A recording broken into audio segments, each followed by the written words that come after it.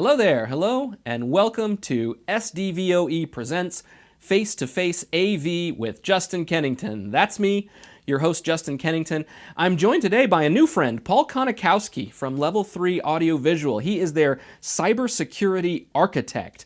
And I'll be honest, when I met Paul, I just learned what that really means. I want to dive into it because it's a very rich topic, so let's say hi to Paul and get started. Paul, hello, and thank you for joining us. Thanks for having me, Justin. I really appreciate you taking the time to have me on here.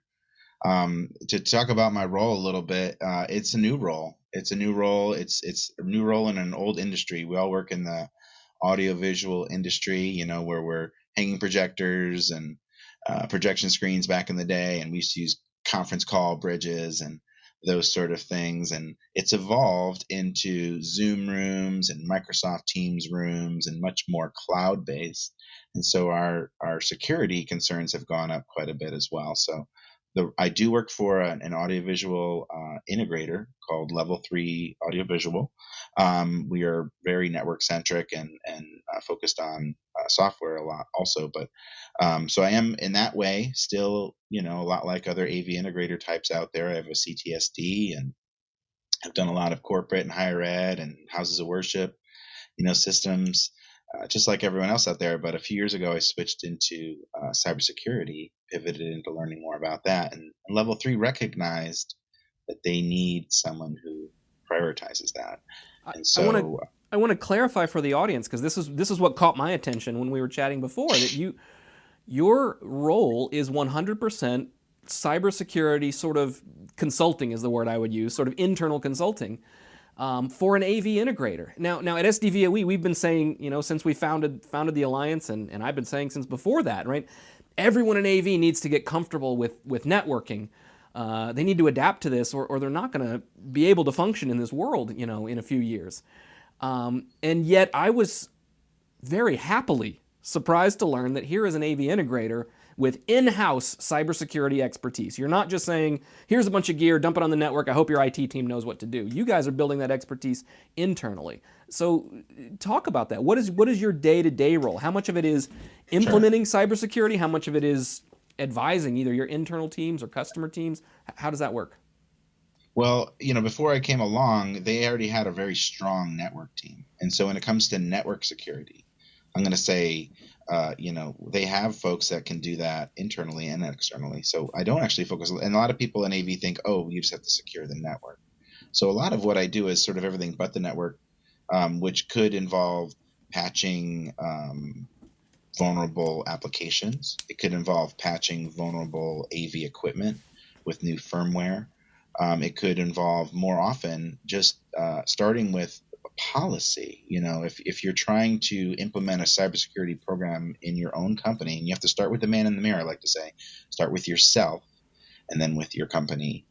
If you're going to start doing that, you need to really start writing that down, because you're not going to be there forever, and you need to get everyone on the same page. So writing down what you're doing, writing down all of your procedures, making sure that information is flowing securely and everyone knows what they're supposed to be doing before you actually start policing and putting in new policies. You have to write that stuff out. And so, I'll be honest, I made the exact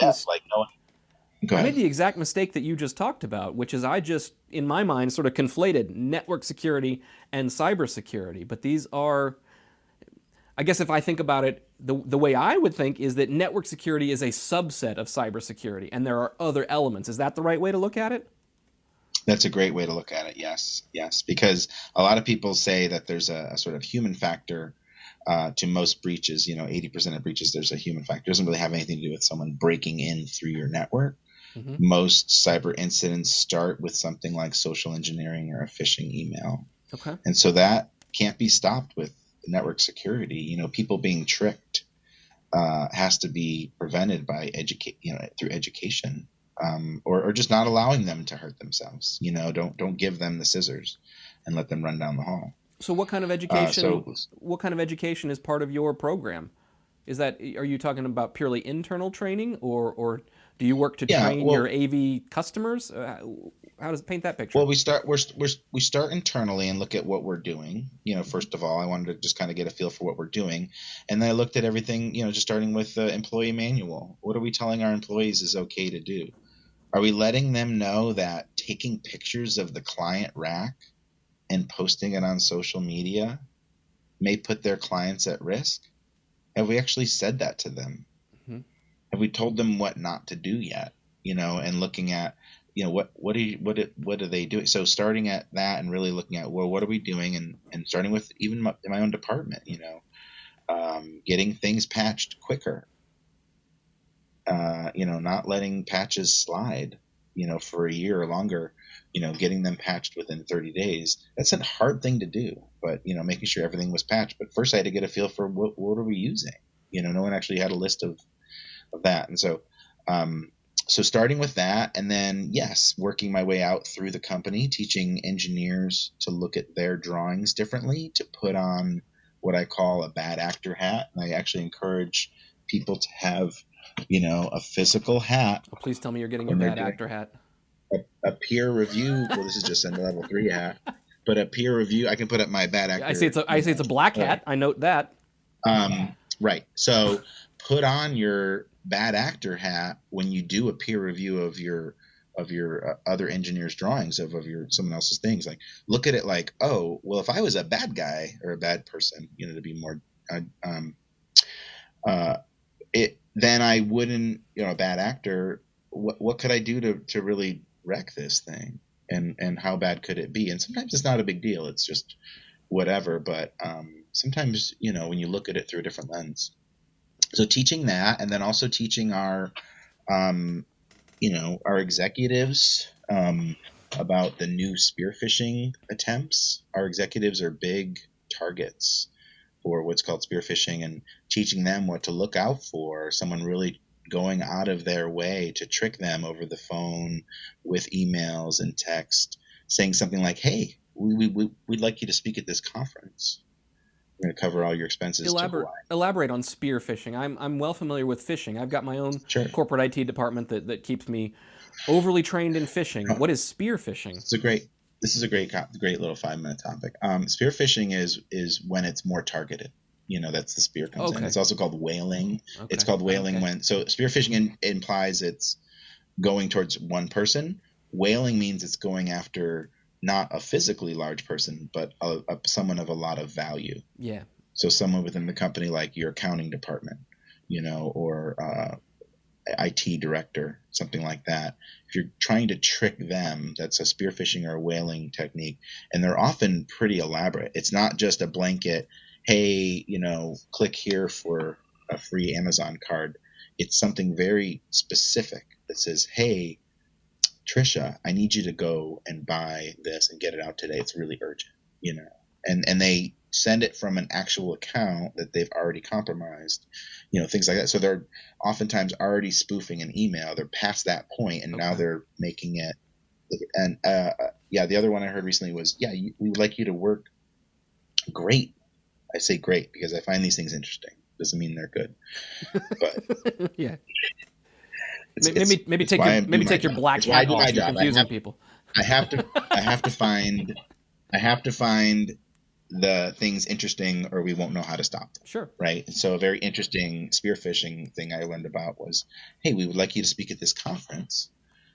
Are you interested? We'll send you this packet. They email you a zip folder, a zip file, but the zip file is password protected. And so your scanners can't look at it. And then they tell you the password in another email. They'll say, I'm going to send you a zip file. Here's the password in a normal email. And then they send you the zip file, which is password protected, so your scanners don't pick it up. And then within the zip file, you open it up. There's a document with another link to another now malicious website that then collects your information. Because by then, you're already sold that you're going to be a speaker. Right. Like, you're not questioning it. If you're actually going to enter the information, like, yeah, I'm in. You can pay me $10,000 and I get to go to Hawaii. Sweet. And they'll make fake websites and fake agendas and past speakers that talked and they never existed. Wow. This is why I say no to every speaking engagement that I'm ever asked about. I don't travel. I don't do that. Leave me alone. Right. And even a person like me that's actually trying to get out there and have these conversations, I'm susceptible, or IT people. So that's what spear phishing is getting back to that. And we have another IT guy who got almost got duped. Hey, so and so needs more storage, more OneDrive storage. Click here to upgrade them. Very basic email asking for more storage. And he was like, he never thought that would be a phish email. Yeah, that makes sense. You talked about how a lot of your role today is internal training, is working on your internal systems. Let me ask this in a polite way because I know that the answer is interesting. But Level 3 Audiovisual, they're an AV integration company. Why are you so worried about your own internal systems, right? Honestly, who's going to bother to attack you when they could go attack Google or Microsoft or the really big fish?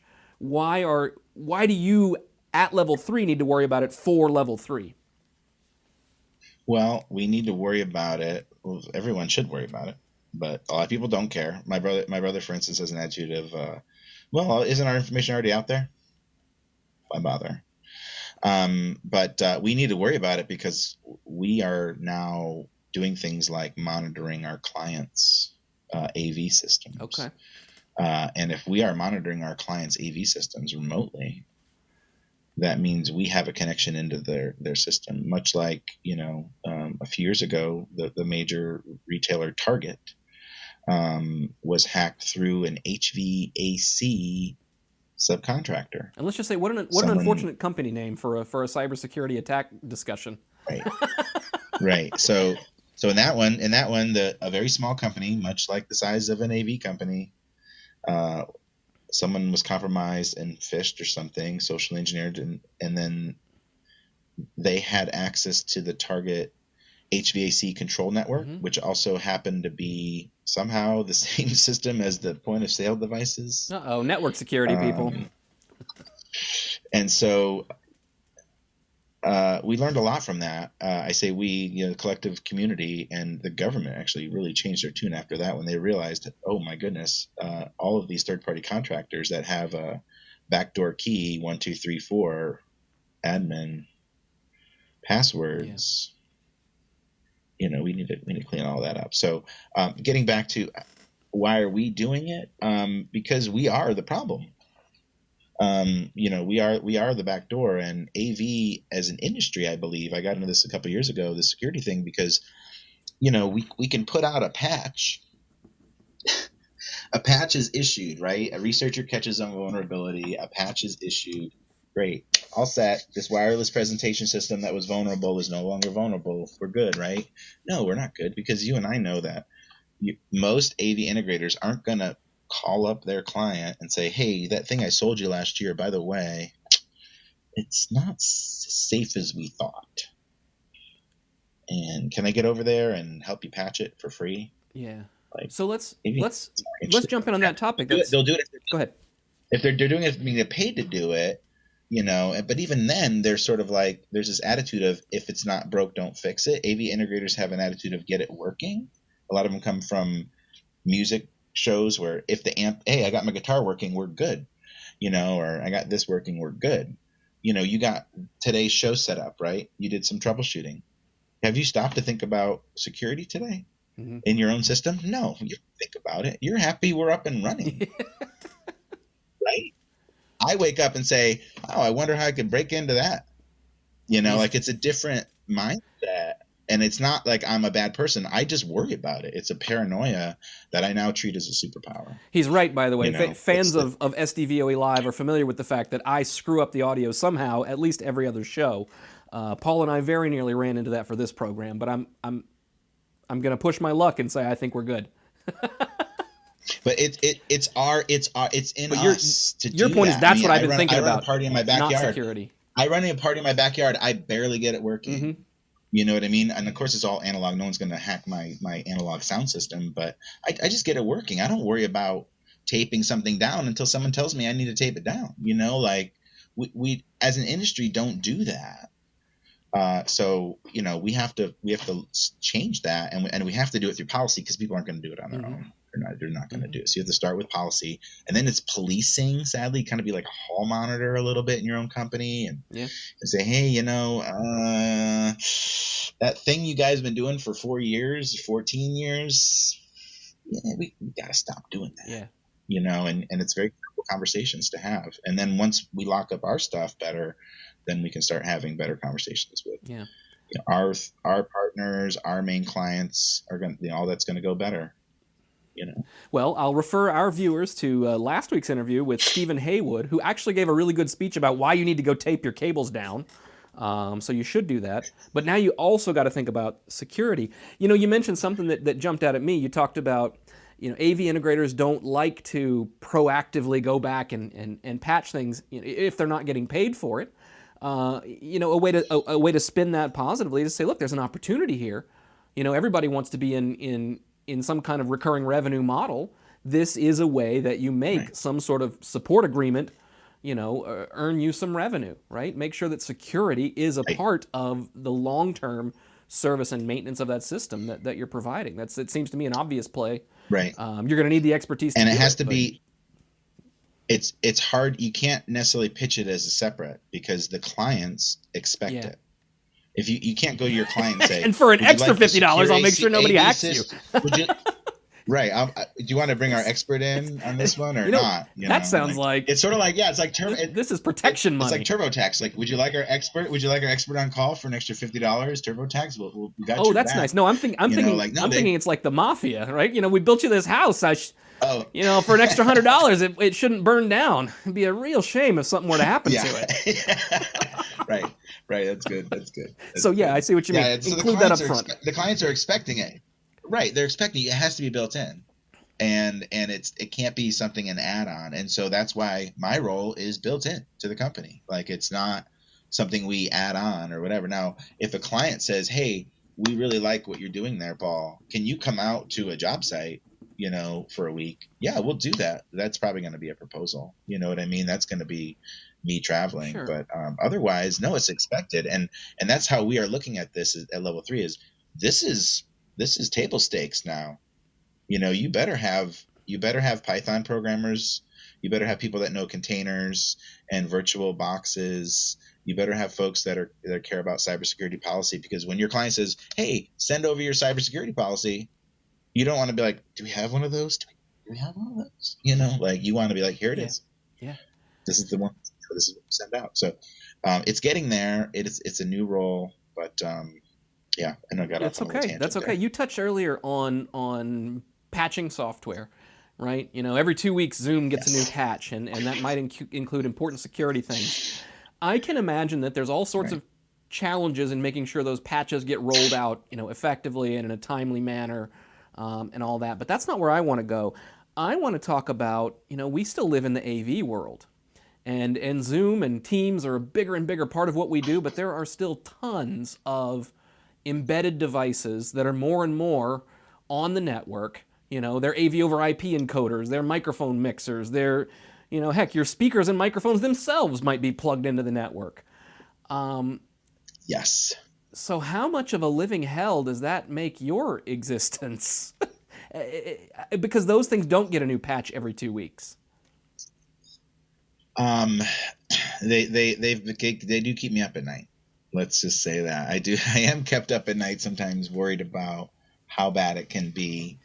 There's been a couple researchers, one that was an AV person that used a program called Shodan, SHODAN.io.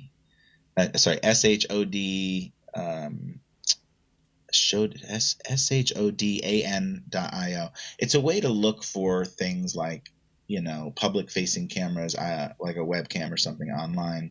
And that person pointed out that there was quite a bit of Crestron devices that were public facing. Yeah, and by public facing, you mean from the public internet, I can find and somehow access this device.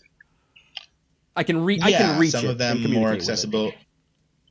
Some of them more Sure. than others, because some of them not locked up, and so maybe it's nothing bad. But for example, a wireless presentation device, within a conference room that's set up like a wireless gateway for your laptop Hmm. or something, you know, someone on the outside shouldn't be able to change the splash screen on that. Okay. Sure. Someone on the internet shouldn't be able to go into your digital signage system and change the digital signage system Oh, of but what I you're can think of some showing. funny But things many to digital do if I had signage, that access. and yeah, if you look it up, I encourage the listeners to, a kid did it in high school. He took over all his digital signage in his Whoops. school. So it doesn't take. That's pointing out that, and it's funny. All these hacker stories that we like to watch on TV and movies, they're always Yeah. kids, right? You always hear about like some teenager broke in and did this. It shows you that it doesn't take a lot of training. It just takes will and Googling, and you get on YouTube and someone will teach you how to do it, and then you just got to find a vulnerable thing. We're So talking about script kiddies it's here as not opposed to hard to elite become. hacksaws. It's yeah, it's not right. Script kiddies, the sort of new hackers that come in, it's making it a lot easier for a script kiddie to become a true ransomware Yeah. actor, because it's not hard for the script kiddies to just download a ransomware The- package and start because finding the vulnerable tools are there. clients. Yeah. And so you've got to be protected against those tools that are available. Wow. Right. And if you're in another country, it takes the risk away, because generally we don't prosecute across country Sure. lines. So there's no risk involved with a lot of them. Now the script kiddies that are, down the street, they often generally get caught. They don't. Right. The domestic people that are doing that are usually, unless they're really good, they tend to get Yeah, caught, that makes sense. because we can enforce it here. We can't enforce it overseas. Sure. I'm reflecting that part of that problem. You mentioned this attitude before about AV integrators hesitating to go and update these patches. I remember when I was closer to the products, when I worked at Crestron, I was guilty of sometimes tech support would react to a customer's problem by saying, you don't have the latest firmware, update it, and let's see if the problem goes away. That's a fair troubleshooting thing, but then I would get annoyed saying, we need to understand the root cause. Quit just firmware updating everybody, because you might break something new with our new firmware. I don't know. And this is everybody. I'm not picking on any manufacturer. Right. This was my stuff too. No, it's But I think, industry-wide. but yeah, Industry-wide. but AV people, I think, have this bad taste in their mouth about that word firmware, right? Update the firmware. Oh God, is it going to break something new? Is the update process going to go wrong? How much time is it going to take me 8 hours to update the firmware? And that compares to, a relatively mostly seamless patching Zoom, patching Teams. You get a little notification on your computer, you click it, and most of the time it runs something for 30 seconds and you got a new version of Zoom. Everything's happy. How in the world? That's where we need to be. Yeah, that's what I'm getting at. How in the world do we close that gap? I mean, there's work the manufacturers have to do, but then there's just the social engineering work of getting the AV team that's where we need to comfortable be. with, oh my goodness, with patching your microphone firmware every 2 weeks. I'll be honest, I'm feeling uncomfortable talking about it. I'm part of the problem. Right. And and we can't get rid of certain things. Certain things will always be boxes, right? Microphones. We can't virtualize a microphone. We can't virtualize a speaker. Speakers have to be amplified by something. That doesn't have to be online. So there's have to be some sort of amplification. We also can't virtualize really, really large displays unless we're using, a headset, which Really big fiber optic cable. Get into that, but generally the displays are hardware. Cameras are hardware. It's the microphones are transducers. hardware, The speakers are hardware. transducers have to be there ultimately. Those components are always going to be physical, right? And anything that we need to physically plug into those is going to be physical. But when you try to just end it there and say everything beyond that can just be in the cloud, not just in the rack in the computer, but literally like running through a giant, or smaller clouds within the cloud, start really virtualize that, then everything in between becomes much more easier to update, because it is just a patch we can push.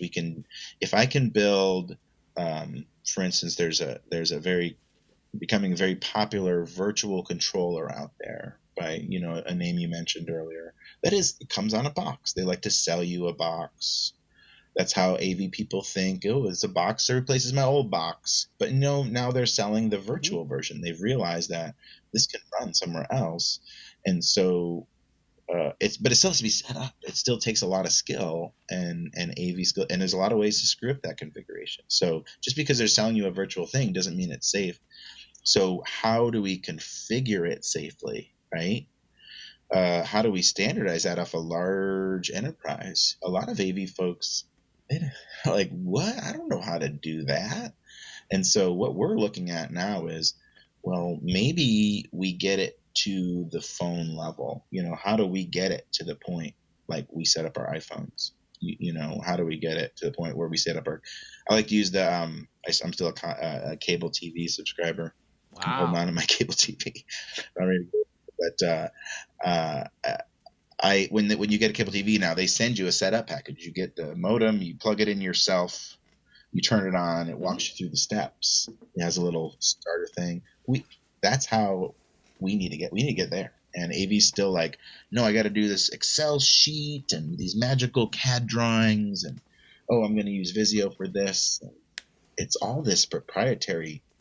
Like, no, we don't. We can actually just do it in Python. We can do it in code using open source stuff. So the more we can virtualize it, the more we can keep it patched, the more we can just replace a box with something that we know works. And how do we avoid taking down the system is by sandboxing it. You do it locally, in a controlled system and make sure it works. And then once it works locally, then you push it out. Yeah. Okay. When I started thinking about this, the replacement of some of the physical boxes we have today with virtual boxes, and there's lots of examples, right? Crestron's moved some of their control to virtual. QSC has moved their audio mixing virtual. Folks are implementing AV over IP on CPUs. So certainly that is the trend. And the question I was going to ask is, doesn't that make security harder? But I'm realizing, first of all, I Yeah. thought you just said, I thought that what you just told me was no. It sort of makes it easier because now at least they're not on these embedded devices. It's easier. It's easier to update. Yeah. Because it gives you ability to upgrade by just doing a flash of a new virtual machine, a new container, something like that. So it's a little easier to update. It's a little harder security wise, again, because of our nature. And I say us as an AV industry. Let me give you just you mentioned let's say a network microphone. I can mention something like exactly. Dante. That's a matrix. We can talk about CobraNet. You want to go back in the day, whatever. We've been sending these signals across the internet, across the local networks, at least. Not ever thinking who's listening. I remember a DSP person came in and flaunted, "Oh, check it out! You just pull up this web page." He typed in and it pulled the web page up without asking for a password that was served up from the device. And look, I can listen to any microphone and preview that it's working. I'm like, you're telling me anyone in the company can listen to any microphone in the company? What's going on in the boardroom right now? He looked at me like, he said, only if they know the IP address. Well, let's put on our black hat again. Where'd our hat go? What was that? What was that IP address again? Like, how much is that worth? Like, in a major public company, yeah. You're imagine if the you're getting laid off because of cutbacks of COVID, and sorry, we got to downsize, and I'm just going to write down this IP address on my piece of toilet paper and stick it in my pocket. Like, we can't keep doing that. We can't keep giving the privacy away. That's what AV people do. We give it away. We don't think about privacy at all. We don't think about protecting data at all. We want to show it on a giant screen. We want to send it to the building next door. We want to talk about how many miles we can and people we can connect, instead of thinking like, wait a minute, who else is listening? So it's a change in mindset. And I hate doing like the whole fear and uncertainty and doubt, right? FUD, bring out the fire and brimstone of how bad it can be. But people really don't, it's not until it's way too late that they're like, holy crap. Like WhatsApp yesterday, sorry for my language. WhatsApp yesterday, I think it was, announced, I forgot how many phone numbers they just Basically, if you have a WhatsApp account, your phone number is now public. So kiss it goodbye. Like no one thinks about it until it's way too late. It's so we have to Is that change why that. you live in a log cabin? Are you total and you have cable TV? Are you totally disconnected from the internet? Is that what I'm figuring? I have a bunker. I have a bunker. No, this is a real log cabin. A lot of people ask. It's a log cabin style home. There's framing in the walls. There's no pieces of rope. The logs are like half logs. It's more decorative than anything, but it's a log cabin style home. I do take an approach to my own home of not having everything connected.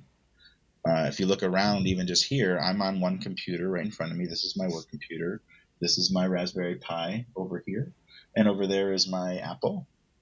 And they're all separate. I don't tie them together. My television is not connected to the stereo. I have to turn them on each with a switch, or a button. To me, that's a safer approach to things. And it's people are shocked. They're like, "Don't you do AV?" And I'm like, "Yeah. Why don't you check out this antique I just bought?" Or to me, it's low. I do high tech for work and low tech at home. I can appreciate that. Although I can't live without Siri able to control every light switch in my house. I'm not getting out of bed to turn out the lights. I just can't live like that anymore. Security be damned. Yeah, I have a wood I stove. do too. I don't use it. That's that sort of thing. I like being hands on. I like the switches. I prefer that because it's my thermostats won't get hacked. Yeah. They're not online. They might break. They'll definitely break down, but no smart locks. I'm gonna introduce you to my wife sometime. She's got a real frenemy thing going on with Siri. She'd love to hang out with somebody that has regular thermostats in the house. Paul, this has been great. Really eye opening for me. There's so much more we can talk about. You mentioned to me in our pre-roll something about zero trust architecture. I'd love to have you back on sometime. Talk about what that means. Talk about some of the real threats. Almost like a case study kind of thing. What have you seen? What have you had to fight against, protect against? There's so much to do here. But we're out of time for now. So why don't you tell us how people can reach you if they want to learn more or learn more about Level 3 Audiovisual? Sure. To find more about Level 3 Audiovisual, I'll start there. You can find us on the web at level3av.com. We're also on the social channels out of Mesa, Arizona. I'm in Connecticut.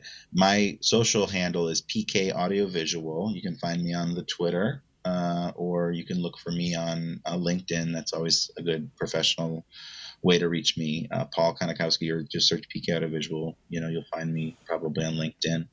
And yeah, I'd love to come back. There's other things we can talk about, but the other real point I want to leave this is cybersecurity is an emerging landscape. We can't cover it all and think we're good. I spend about, maybe half my day, maybe not that much, but just reading and learning and trying to keep track of all these things and trying to figure out which ones are important to us and which ones aren't. And so a year from now, if you and I get back together, there's going to be a whole bunch of new stuff to talk about. This is a forever problem that's going to be with us, right? As long as the internet exists, as long as we're still connected in the way we are today, unfortunately there will be bad actors. You're going to find ways to stop them, and so they're going to spend their time thinking of new ways to get around your protections. And it's just ever going to evolve. Wow, what a thing. Well, let's leave it there. Paul, this was great. Thank you so much. Thank all of you for watching. Don't forget to subscribe. We're doing these shows every week now, and I want you to be notified when a new one comes out. So look for that subscribe button here on YouTube. Thank you, Paul. Thanks for watching, and good night, everybody.